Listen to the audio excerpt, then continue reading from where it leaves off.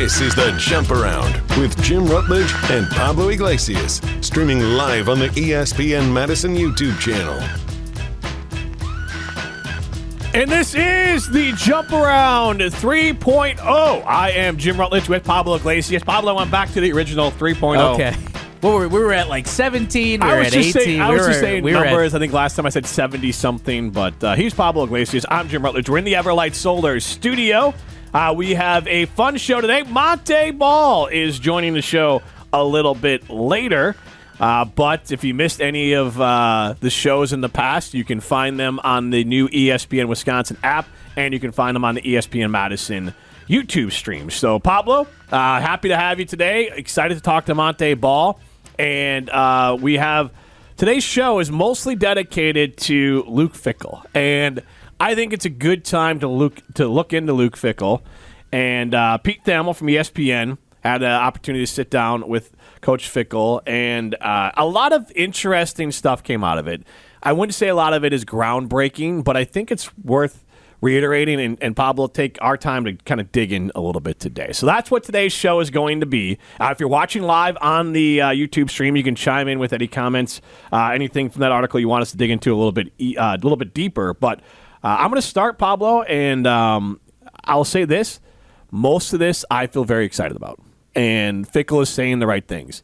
And I want to start with this, that this isn't lip service because he wasn't saying the right things in other years. The Phil Longo offense, the dairy raid or whatever we were calling it, were not the right things to be said. Badger fans were rightfully concerned. This isn't the offense prior that with Phil Longo that Luke Fickell ran at Cincinnati even. And so I think that the offense getting back to the basics and getting back to Wisconsin was and maybe just needs to be at some level. I mean, you look at Michigan is Michigan. Michigan, the difference is they can just get the best players and line it up and go out and kick your butt. But, what happened when Jim Harbaugh left? They were pretty abysmal. They were averaging like less than 200 yards passing per game last year. So they still needed to have some sort of juice to their offense, but Michigan's got the blue blood talents that Wisconsin's not going to be able to get.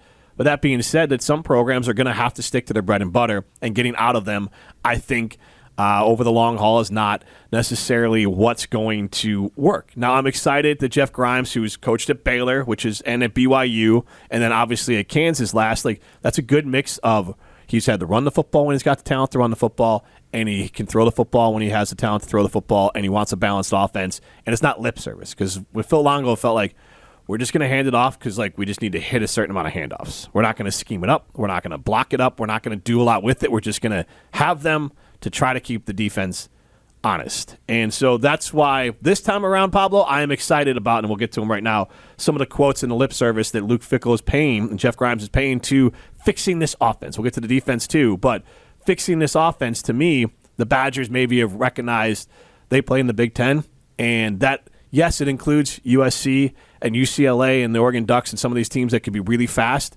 but also includes Iowa, Penn State.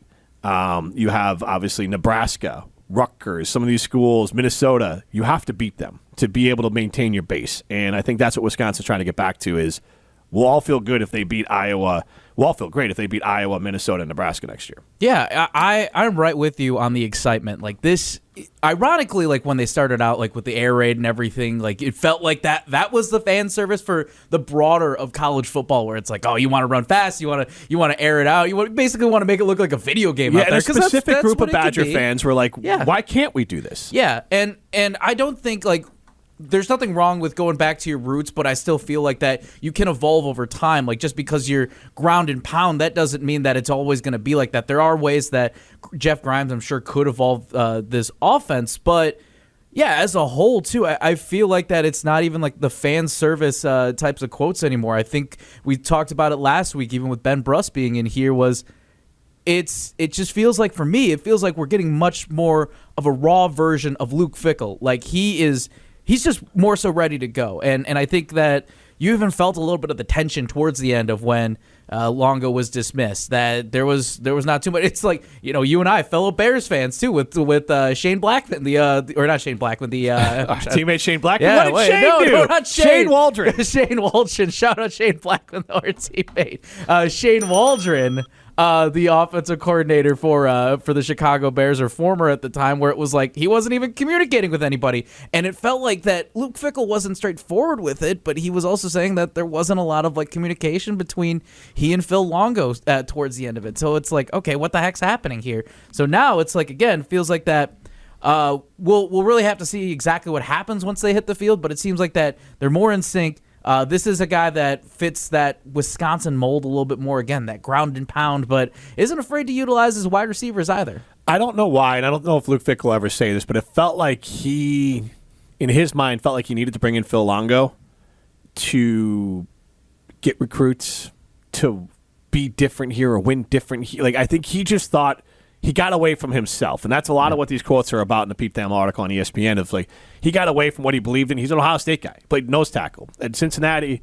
Their offense, yes, they were probably a little more spread than Wisconsin, but they were not the Phil Longo offense, and they ran. I mean, the offensive coordinator, I believe, or is it the defensive coordinator? But Notre Dame's got ties, at least their quarterback coach, and I believe their offensive coordinator has ties to the Cincinnati offense. So, like, that's an offense you'd see more of, and so I think now you're going to see an offense that looks a little bit like Kansas did last year in Baylor, which will work, but I also think it's an offense that truly sticks to Luke Fickell's football beliefs. And we'll get, again, defensively, they didn't cover themselves in glory, but offensively, it almost felt like he was saying, you know what, I'm going to take a step back, and I'm going to a Power 5 conference, and if the world is telling me and everyone's telling me that I need to bring in Phil Longo, the offensive guru, and he can change Wisconsin's because, look, Wisconsin was horrendous offensively during Paul Chryst last year, too. So, like, maybe he felt like they needed a whole offensive overhaul. Regardless, he made a mistake. He compounded it by keeping it 2 years. And I think he realized probably after year one he made a mistake. There was definitely rumors or smoke around this smoldering fire that Longo and Fickell didn't get along after year one. I think it was on the table that Longo was going to be gone after year one. And so, I think at some points we thought he was going to be gone after year one. And I think Fickell's like, well, I want to see this all the way through. Which I get, and now he is saying, no, this is mine. Offense, defense, the whole thing is mine, including, I think, maybe taking some reins back from Tressel, not in a sort of demonstrative way, but, like, get more involved. You're a defensive-minded coach. Maybe you be less of the CEO and throw your 2 cents in. You're a good defensive mind. Tressel's a good defensive mind. Let's go ahead and get involved with that. But I wanted to just, before we get to the quotes from the Luke Fickell with Pete Thamel, I want to get to looking at Kansas last year.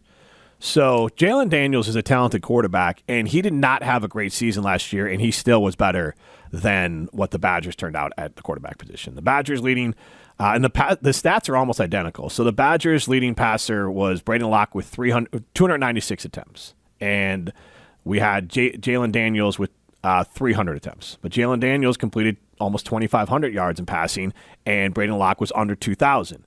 Jalen Daniels was terrible at completion percentage of 57%. Braden Locke was worse at 55%.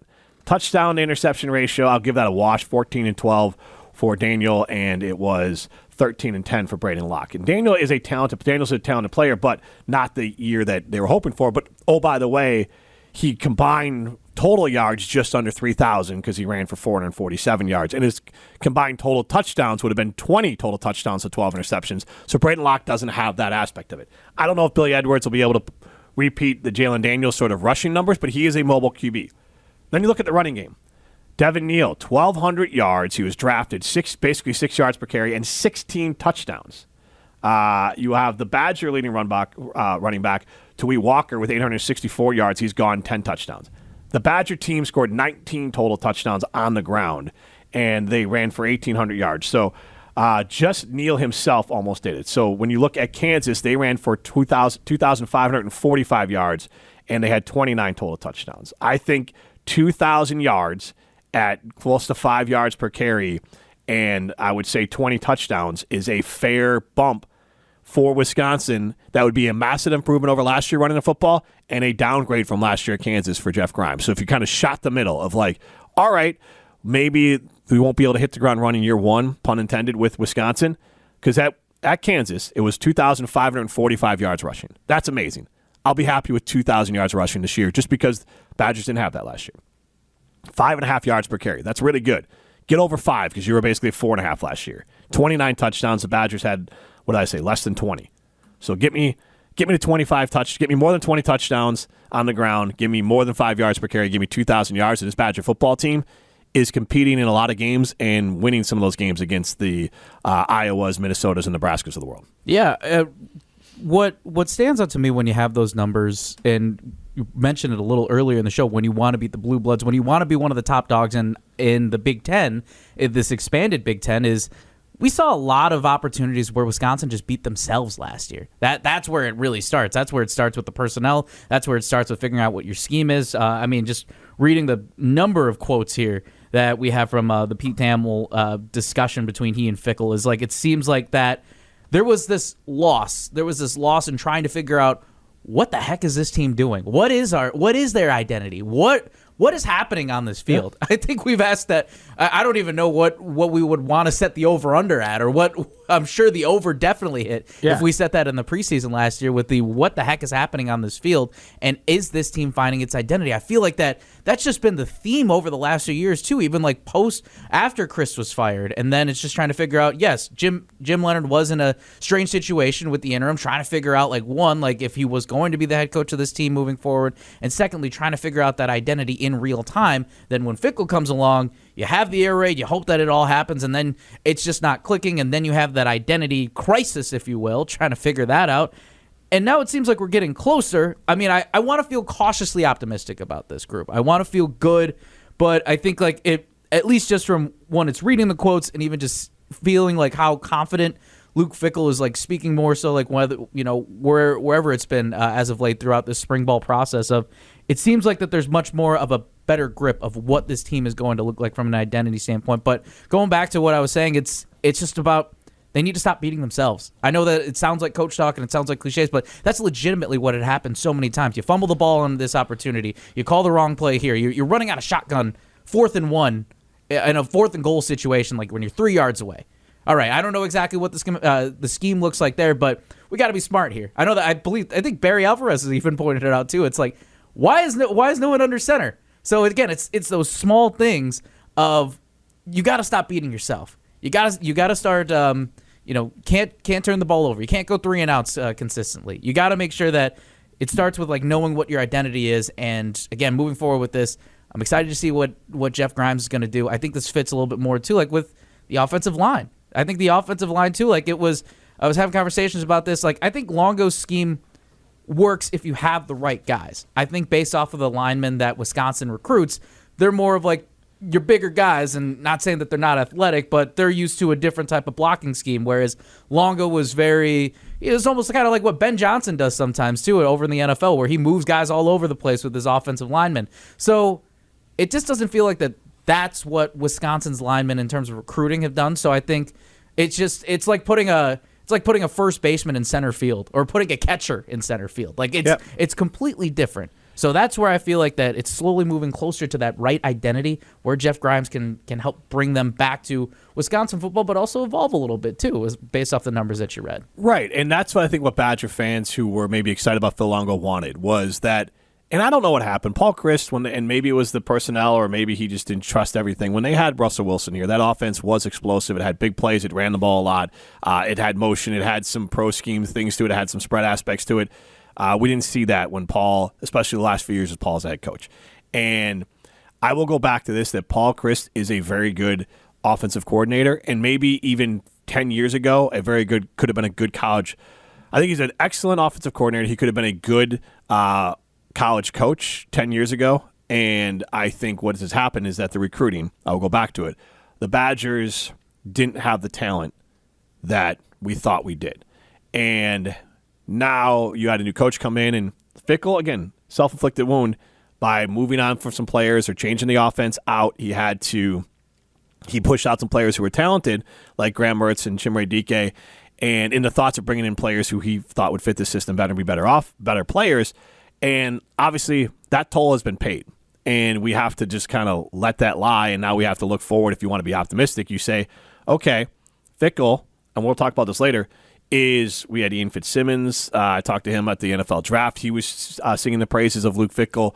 Basically, every coach who's been around Luke Fickell and coaches around the league will say Luke Fickell's a great coach. We have Chris Ballard we're going to hear from a little bit later in the show talking about he believes in Luke Fickell.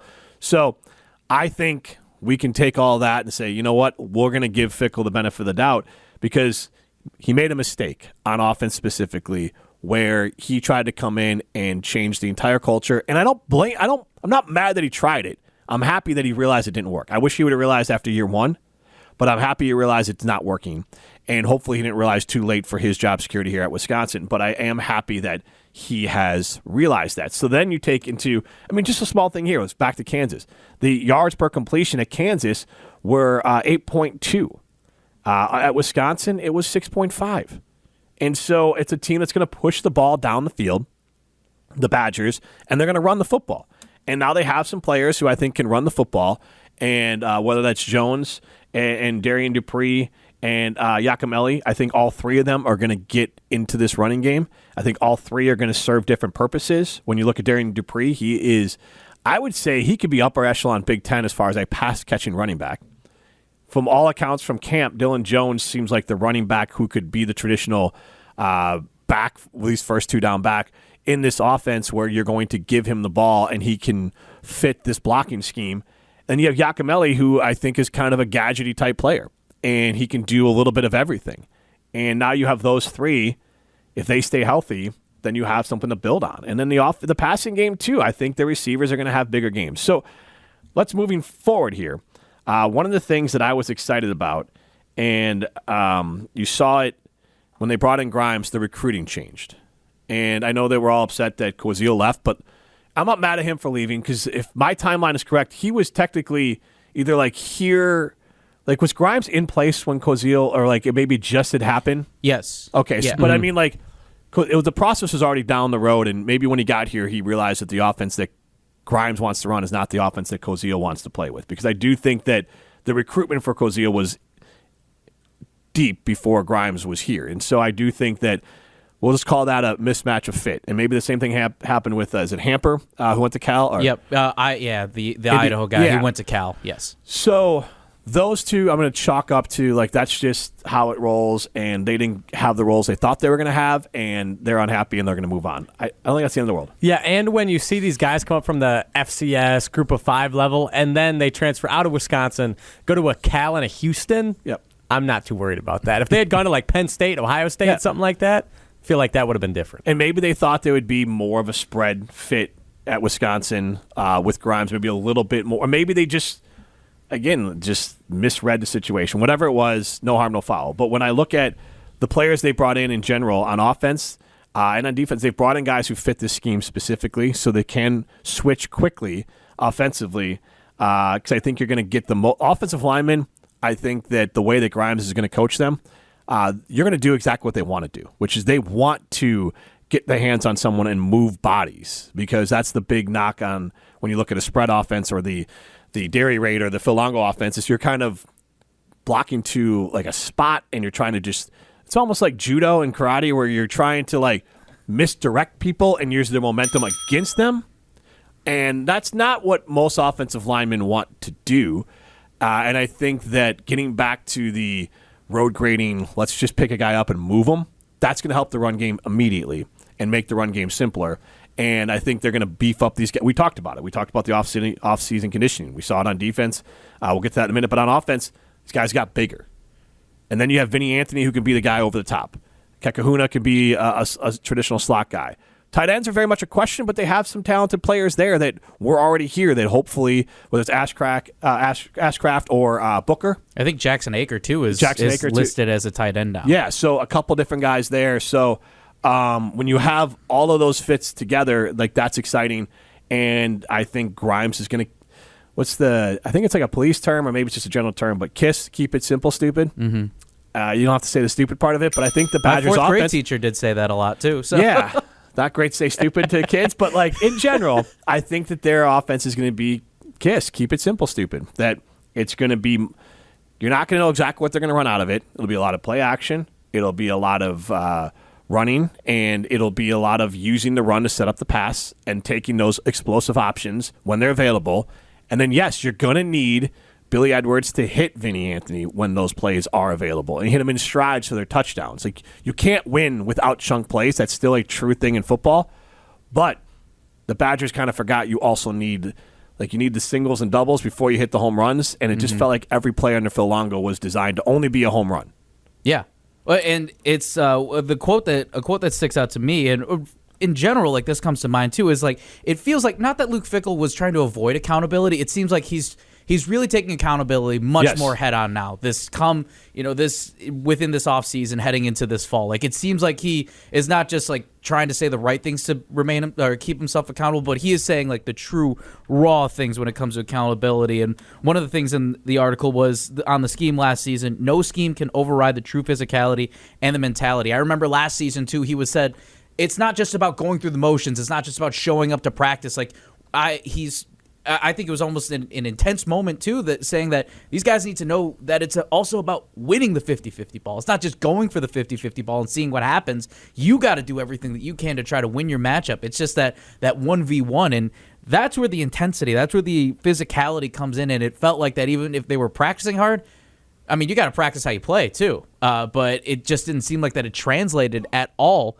onto the field last season. So, again, just from a broad standpoint, too, from I guess that is where the excitement comes from for me, because I've been trying to figure out why am I so excited about what Fickell is saying this offseason?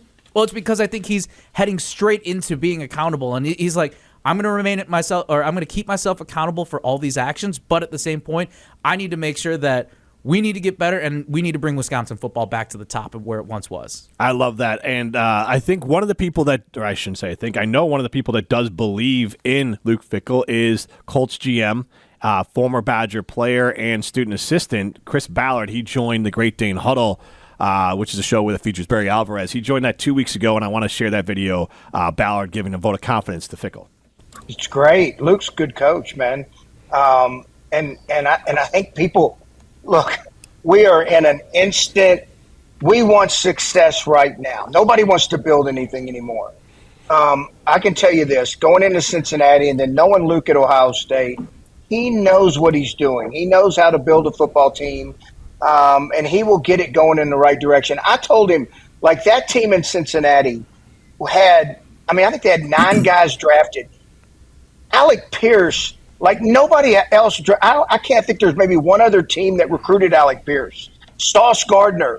I mean, these kids were 3-star, 2-star recruits that ended up being great NFL players. I think that's one of the misnomers is that you think if they don't have 4 or 5 stars next to their name that they're not good football players, and that's BS. Like good football play, that like eventually got to prove it. And so I thought he did an unbelievable job at Cincinnati. They were disciplined. They were tough, and they were edgy hungry.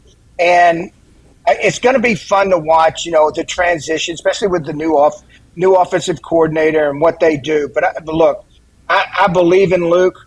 I think he's an outstanding coach, and he is exactly what the university needs, and he will have big success. Now, that gets you excited. And Chris Ballard isn't the first to say that. The thing that we haven't seen is that discipline. But I don't have the numbers in front of me, but I do want to offensively, it was easy to see sloppiness and penalties, and maybe we just chalked that up to Phil Longo's coaching style. Defensively, it felt like they were not as sloppy as far as penalties, and I would say that hopefully Grimes coming in and giving this team that discipline and simplifying, again, keep it simple, stupid. I think, like, that's my optimism around this team, and it isn't around wins. To me, because the schedule, we can play the schedule game, but like the schedule is the schedule, and Fickell talks about in this article with Pete Thamel that you can't. The elephant in the room, we know the schedule, but you also don't know what these teams are going to be. If the Badgers go out and play efficient, good, disciplined football, they can surprise people. They're not going to be a playoff team, but they can go out. Like let's play the, like, if I look up the Badgers football schedule here, you can be excited about the opportunity for the Badgers to start next season 3-1. Home Miami, Ohio, home Middle Tennessee State, at Alabama, obviously a problem, home Maryland. Why can't you feel good about 3-1? Yeah. Like that is, with just playing good, smart, disciplined football with the players that they have, 3-1 is on the table. Michigan, yeah, that looks like a problem. But, oh, by the way, remember, Michigan stunk last year. And they were very inconsistent, and their coach is going to be suspended for the first 2 games of the year. I'm not saying they're going to beat Michigan. But what I am saying is that Michigan is not, at least last year, they were not the team they were 2 years ago under Jim Harbaugh. So Michigan, not under Jim Harbaugh, was mid last year. They still beat Ohio State, and they're still incredibly talented, and I still would pick Michigan at Michigan. But what I'm saying is that, like, if they're playing good football, that they're winning these games, and they're 3-1, you're going to feel some optimism into that one. And then depending on how they play against Michigan, you get Iowa at Camp Randall. Okay. It's not an impossible world that they're, let's just say, 4-2. Whether it's between Michigan and Iowa, they're 4-2 going to play Ohio State. Let's say they lose to Ohio State. Let's say they lose to Oregon. Like those, we'll just chalk those up as losses. Wisconsin at Ohio State is at Wisconsin. Oregon's on the road. Let's just chalk those both up as losses, just being negative. Washington. All right, I'm not afraid of Washington. I'm not saying the Badgers can definitely win that one, but let's say they win that. So what does that make them? 5-4. Indiana, same thing. They lost their quarterback, and we don't know what the team's going to be in the future. But at Indiana doesn't scare me. Indiana's had one good season. I think they have a good coach, but I like their chances. How many guys? They lost a bunch of guys, exactly. too. But if you looked at, okay, let's just look at these last 3 games. Indiana, Illinois, and Minnesota. Of those 3, so the Badgers have 5 losses. If they can win 2 out of 3, whatever combination that is, that's 7 wins. Mm-hmm. And you're back. You're back in the bowl game. And that's not pulling off any crazy upsets. 7 wins in the regular season is not insane. That is actually a massive success, and that's without pulling off any upsets. Because I consider an upset like down by more than 7 or more. And like I don't think I would say Oregon, I would say Ohio State, I would say Alabama, they'll be down 7. They'll be picked to be down 7 or more based off of what I think this team will do. I think winning the trenches, too, is a big thing because Fickell pointed out that they did not stop the run at all last season. And I was looking at the stats, too, is that about every game they were averaging just over 4.5 yards per carry. To like it doesn't matter who they were playing. Like there are only 2 teams that didn't find the end zone via the rushing, and that was Purdue and Northwestern. Everybody else had at least like 1 rushing touchdown. You had Western Michigan finding the end zone twice, and then Alabama, 3 touchdowns. That we remember how that massacre went, unfortunately, on week 3 at Camp Randall. But it's like even looking at Nebraska and Iowa, those two teams combined 9 touchdowns, 9 rushing touchdowns too, and it's more than just like trying to find the end zone. And I know that like Caleb Johnson too at Iowa was just an absolute workhorse, but that was embarrassing to watch that game. Yeah, that was a tough game to watch at how they just ran all over Wisconsin. So it's a small thing, but you also gotta control the run game in that aspect. Well, that too. goes back to the recruiting. They added a lot of players who are bigger bodies. They've acknowledged we ran out of gas last year. So again, Fickell acknowledges we didn't have the bodies and the physical weight to be able to compete last year. I want to make this bold prediction. Actually, you know what? I will save it for. You know what? I'll say it now. Then I'll bring it up with Montee Ball, who's going to be joining us in a minute. So Luke Fickell's first year here, Braylon Allen ran for 984 yards and 12 touchdowns. The team ran for 2,095 yards at 4.6 yards per carry and 22 touchdowns. I will say there will be a Badger player. I don't know which one yet, but a Badger player will run for more yards than Braylon Allen. Now, Braylon Allen was hurt. That I'm not ripping Braylon Allen. He had 181 carries. I will say more yards. I'm not going to go above average because he was 5.5, which is good. So I'm going to say more rushing yards, and the team will have more total TDs, a higher average, and more rushing yards, which is 2,095. They will do all that this year because that's what Jeff Grimes did just this last year at Kansas, and that's in a power conference. So I think Wisconsin can do that this year. And I don't think those are crazy. The numbers are low for what you used to see at Wisconsin, even in Luke Fickell's first year at Wisconsin. So I don't think that's a crazy number to get to. Before we get to Montee Ball, we were kind of debuting. We're soft debuting a new segment here. We're calling it a portal into Badgers Twitter. As Riley is, and we all are on Twitter, but Riley is a big Twitter person, especially Badgers Twitter, and he is going to try every week to bring a new topic from Badgers Twitter into the show, and we're going to address it. I like this. Yeah, so this actually comes, I was scrounging, as always, for show ideas, what Wisconsin Twitter is saying. This one actually comes from an Ohio State fan, Mr. Ohio. He has over 50,000 followers on Twitter, one of the main college football accounts, and Montee is actually ready to go. So I'll be quick here. But his question just threw it out there after he saw a ranking that put Wisconsin at 16th out of 18th in the Big Ten coming into this season for football. How long does Luke Fickell last at Wisconsin? And you had the entirety of Big Ten Twitter responding underneath, and I picked out some of the ones that caught my eye, you could say. Luke is a great coach, but unfortunately time has caught up to the Wisconsin program with a small NIL and the admin not willing to pay top dollar for assistants. It's going to be sooner than later that Luke will be gone. 3-9, fired end of year, even though that schedule is brutal unless he pulls off some miracle and makes a bowl. Probably gets fired at the end of this season, sadly. I think he's done after this year. Wisconsin will target someone like Mora Jr. at UConn, who actually has made their football team somewhat relevant at the Group of 5 level for the first time in forever. Sounds like Luke Fickell from Cincinnati. But I will say this, one, that narrative's a little bit, they're still not great at paying their assistants, but that narrative's died a little bit. They are much better at paying assistants than they used to be, so that's kind of an old trope with Badger football, which used to be real. The NIL stuff is going to be a concern as far as being able to compete, but I would say worst case scenario, Fickell wins like 5 games this year, and they're not going to fire him. It would be one of those, hey, if you want to see if someone else is willing to pay you so we don't have to eat this whole buyout and you could coach somewhere else, go ahead. Otherwise, he's going to get this year and into next year at least. And I actually, again, I think this team is going to win 6 or 7 games during the regular season, and they're going to look competent during it. And I think they'll be bowl eligible. I think fans are going to have a reason to be excited because last season and this season are 2 of the nastiest schedules in all of college football. And, yeah, we have higher hopes, but we got knocked down, and now we're trying to get back up. If you go from 5 regular season wins to 7 with this schedule is a massive improvement. Pablo, real quick before we get to Montee. I don't see this getting any worse, honestly. I think there's an ascension, but I'm with you on this one, Jim. I think there's going to be – this is a 7-win team for sure. And I've said this before. I really thought that they could potentially lose 1 game in Fickell's first season, and I had a huge egg on my face. Don't get me wrong, but I see at least a little bit of a slower ascension. I feel a lot more confident, like I said, in Jeff Grimes. And again, it's we'll just see what happens. But there is just that sense of confidence that this team is going to be a lot better than the last 2 teams we've seen. Yeah, I just find it fascinating that the general consensus around Big Ten, at least on Twitter, is that Luke Fickell is going to be heading out. The Badgers at the bottom. I mean, I get why.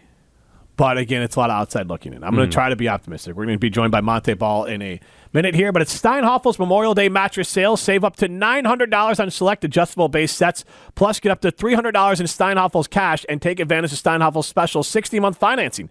Get a Queen Tempur-Pedic mattress for only $48 per month, a Beauty Rest Black mattress for only $36 a month, and an avocado mattress for only $26 per month. Steinhaffel's is Wisconsin's mattress leader. Shop in-store or online at steinhaffels.com. It's Steinhaffel's Mother's Day sale. Save 10% off store-wide. That's 10% off living room, 10% off dining, 10% off bedroom. Plus, take an extra $100 off every $9.99 you spend. And take advantage of Steinhaffel's 18-month 0% financing to make your purchase even more affordable. Steinhaffel's is Wisconsin's furniture and mattress leader. Shop in-store or online at steinhaffels.com. And we are thrilled to welcome in Badger legend Montee Ball, who was in the state of Wisconsin just last week to do the NFL draft with the Denver Broncos. And Montee, as we bring you in here, we're talking about Badger football as a team running for 2,000 yards and maybe getting 25 touchdowns. And then I look in 2011, you scored 33 touchdowns and ran for 1,900 yards. And even as a sophomore, you hit 996 yards rushing, but 18 touchdowns. And then obviously 22 your last year with Wisconsin. But Montee, first, welcome in. Great to see you.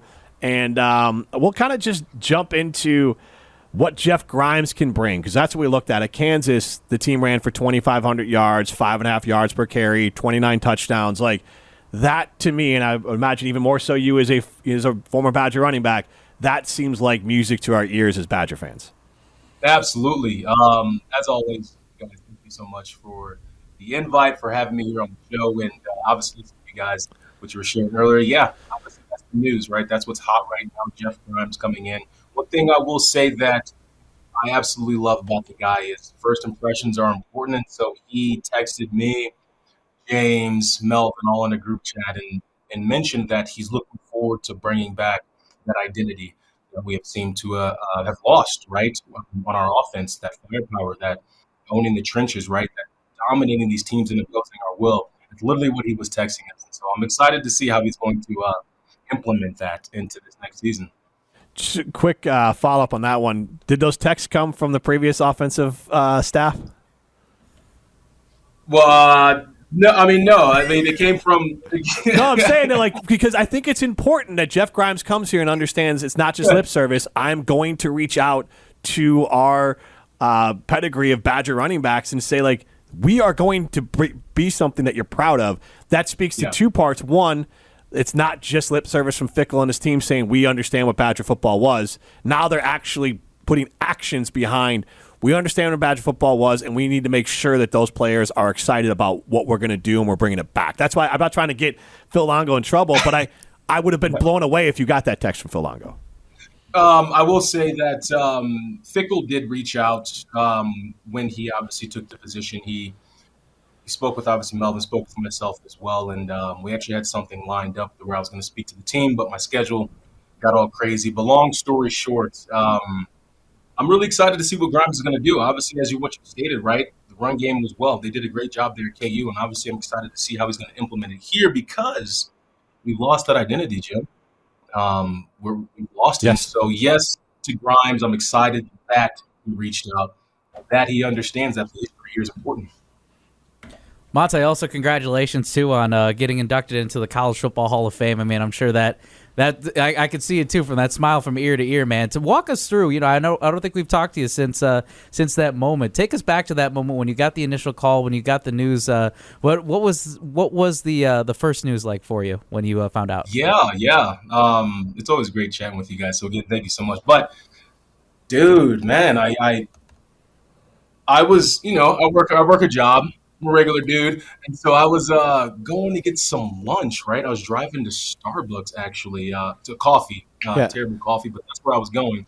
And long story short, I get a call, a text from Chad up there in the offices there at W Athletics, and the message, of course, said, you got in, congratulations on getting into the College Football Hall of Fame. And I parked my car in the parking lot of Starbucks and just sat there for about an hour and a half, and then calling friends and family, excited about it. And it's truly an honor, right? Representing the brand, of course, getting another Badger into the Hall of Fame. And so it's an honor. So with that, this NIL and transfer portal side of things, your first 2 years probably didn't, you had 18 touchdowns your second year, but it didn't go maybe exactly what you thought. There was, Melvin talked about this. There was a lot of running backs around. You could kind of look and be like, am I going to get my playing time? Am I going to earn it? You had that breakout game against Iowa. There were moments, and then there was off the field. There's so many things in your time at Wisconsin that could have caused you to either quit or transfer or a million different things. So that has to add more to what that Hall of Fame induction means, because you were someone that stuck it out through ups and downs on the field and off the field at Wisconsin, and it paid off. And obviously Badger fans love you, and then you get the accolades of going into the Hall of Fame. Yeah, Jim. You nailed it. It's kind of when I chat with those close to me, the tears came about because of course my vision was to ride off into the sunset, right, with a gold jacket, from the NFL. And of course we all understand that didn't happen. I had some things I needed to take care of personally to be at where I'm at today. And so getting that text and getting that recognition, I share it with all humility, but it was kind of an opportunity for me to truly close that chapter, right? I'll never close the chapter of talking Badger football, right, talking football, but it's one of those okay, it all wasn't for nothing, right? My goodness, it all wasn't for nothing. And, all the money, sacrifices that my parents, right, sacrificed, for me to get to that level of playing at the greatest university and athletic program in the land, that being UW-Madison, in the Badgers athletic program. Just seeing their faces and their smiles as well when I shared with them that text was like, all right, congratulations. And so again, it's an honor, Jim, truly. What does it mean to be a part of this Badger class, to be the next one going into the Hall of Fame, Montee? It means everything, right? It's we're RBU. We are RBU.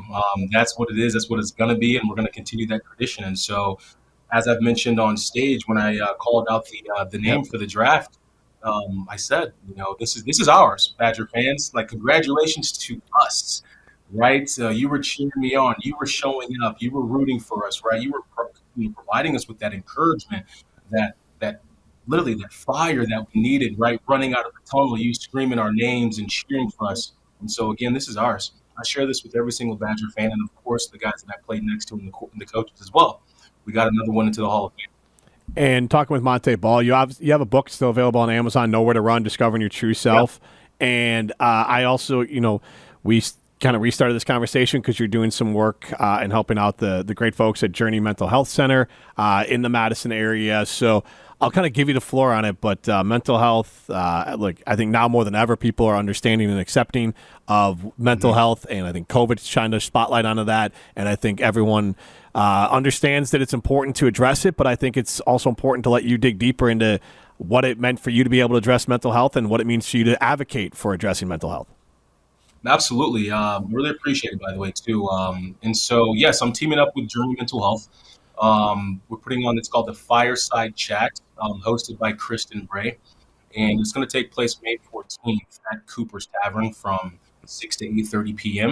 And, of course, the goal of this program, this event, is to continue to talk about how we can continue to tear down the stigma, right, that surrounds mental health.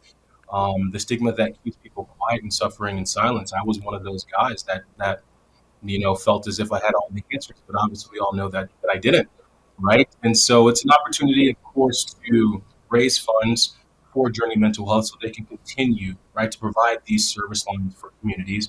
But then also, of course, right, we are all coming together to work to share resources and to figure out how we can continue to be a community and talk about these things that are extremely important.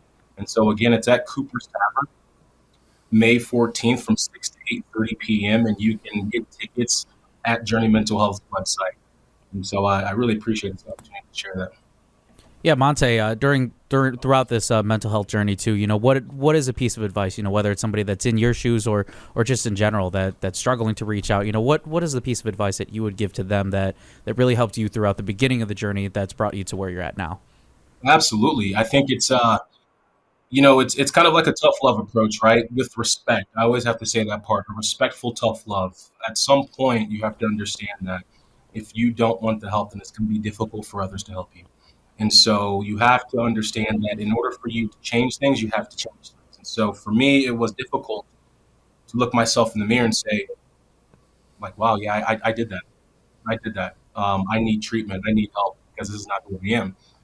And I would not have gotten to that point, of course, if it wasn't for my family, for my friends, for my therapist. But I needed to have that moment, that realization, that truth for myself, with myself, so that I can continue to take the right steps to continue treatment and be at where I'm at today. That's fantastic, Montee. Thank you for sharing that mental health journey. And again, obviously, you have the book as well. Yes, sir. With the football side of things, back to Wisconsin, and the schedule's tough. But from a player mentality, when you were at Wisconsin, it's just different. You guys were the hunters, the huntee. Like, people were hunting you. And now the Badgers are out hunting, trying to steal some victories. They're going to be underdogs in some games. What, if at all, like when you played, did the schedule at all play into it? Because Luke Fickell said, like, look, we know it's there, but we need to focus on being the best we can be. So the Badgers will probably have a top 5 difficult schedule in college football this year. Like, what advice do you give to the team? Yeah, honestly, I'm not going to give that cliche saying that coaches have to give, where it's one game at a time, and we're only going to focus on the game that's in front of us. Which all of that's true. Yeah, all of that is true. But what I'm going to say is this: eyes are on you guys, right? Badgers football. If you are capable of coming out of this season, I don't even want to give a prediction. If you are going to come out of this season performing better than anyone expects, then that's something that we can build on. It's no secret that you're going to look ahead and see some of these teams that you got to play, that you got to go to, right? And of course, that are coming into Camp Randall. Yes, it is a one game at a time, but if we are to capture and destroy and, just put this team back on the map at the end of this year, every single player, every single coach, all the strength coaches as well, need to pat themselves on the back. And so we're excited just to bring that tradition back. We want to see it as fans. I'm a fan, of course, former player, and we just want to see that identity come back. What is that year like, too, man? I mean, I know obviously nobody wants to see their alma mater go through any of these types of things, man. But how hungry are you? How hungry are your fellow Badger teammates, too, to hope that these guys get back up to the top and get back up to that top pretty soon? Of course, very hungry. Just had an opportunity, of course, of chatting with James, with Melvin, with Bo Allen, with all the guys, right, that were there in Green Bay. And, of course, that's what we were talking about. No matter what, we will always be Badger fans. We will always be Badger fans because we played there. We understand the tradition, and we were grateful for the opportunity. But with that said, that comes with some criticism as well, from love, right, from the heart, where we have to get that identity back. We have to figure out a way to own the trenches, to dominate the run game, and, of course, build a team, right, get some weapons, maybe get into the transfer portal and get some guys, steal some guys from the transfer portal. Unfortunately, that's where the game's at today, and that's what we have to utilize. And so we will be at the games. We will be cheering loud, but we want for this team to dominate teams and get back to where we are used to being at. Montee, I do want to also ask about the experience, too, in Green Bay. I mean, you get that massive reunion with all those, with all your Wisconsin guys. Well, different generations, too. And the picture just gave me the chills when a lot of you guys were sitting in the green room, too. What was that reunion like to just, take a step back and think like, wow, this is the impact that Wisconsin football has on the league? Oh, my goodness. I'm still kind of coming down from that moment. As you can see, I'm still moving some stuff around, and my PC's back here. Got the wire. I need some wire management, fellas. But honestly, it was one of the best moments of my life, right? Badger football is up there, of course, but this opportunity is something that I'll never forget because I was truly like a little kid. Literally, I was there hanging out with Jonathan Taylor, right? He's a GOAT. Yeah. Melvin Gordon, James White, Sean Alexander, Richard Sherman. I mean, all these guys, Randall Cobb, Clay Matthews. I'm like, yo, how am I in this circle with these guys? And such a blessing. And so, honestly, it's just a moment that I'll take with me forever. I did not take it for granted. I soaked it all in. And it was wonderful. Of course, we talked all Badger football. We were talking RBU. We were even to the other players, right, that played at some schools that think they're RBU, we're talking trash. Yeah. We're talking trash for sure because we are RBU, baby. And so, again, it was a wonderful experience, fellas. It really was, and I'm truly honored. Montee, the last thing I have for you here is that, obviously your first season was 2009, but Badger fans, you kind of forget some of the down. 2008 was 7-6. That was my first year coming back from Florida covering the Badgers. That team was a disaster. There was off-the-field issues. There was on-the-field poor performance. That team was 7-6. I believe it took a blocked extra point by Jay Valai against Cal Poly to make the Badgers eligible. Ramsey Barnes, I believe, was the star player for Cal Poly. They were within fingertips of they probably would have made a bowl game at 6-6, but fingertips of not doing it back then. And then the next year you come in, and that's the start of the turnaround. I think the Badgers win 10 games. That season ended losing to Florida State in the Champs Bowl. It was just a gross year. And then obviously your first year it starts to turn around, and then 2010, 2011, 2012, things turn that way. So obviously it wasn't back-to-back down years, but Wisconsin has had down years, and it can turn around. And obviously you weren't here for that 2008 season, but you were being recruited, so you might have been around the program during some of that. So I do think it's worth Badger fans recognizing that things can go bad and then turn forward. Agreed. I think you nailed it right there, and those examples prove it, right? Team did not play well in 2008, and I was around the program, and so I did have an opportunity to see some of it for sure. And, of course, things did turn around in 2009 to 12, and yeah, not to beat a dead horse, but that's what it is, Jim. Of course, there is criticism with love. Again, we bleed red. That's who we are. That's who we'll always be. But there are opportunities, of course, for growth, and this team has done it before, and I strongly believe they'll do it again. So again, as we look at this schedule, yes, it is a one game at a time, but we all know what's there. You come out of this season with a successful year, whatever that may be. It is subjective, but we will see what that looks like. Then, of course, this team can continue to build on to 2026 and onward. And so I'm excited for this program. Man. Montee, love the conversation with you, as always, being able to talk football things, the mental health things, and just kind of catching up with you. Montee, thank you so much for taking the time to join us here on The Jump Around. Yes, sir. Thank you both. This is wonderful. opportunity. All right, that's Badger. That's a Hall of Famer and great Badger and GOAT in Montee Ball here on the Jump Around. You miss any of today's show, listen back with the new ESPN Wisconsin app, and you also can watch back on the ESPN Madison YouTube. This has been the Jump Around.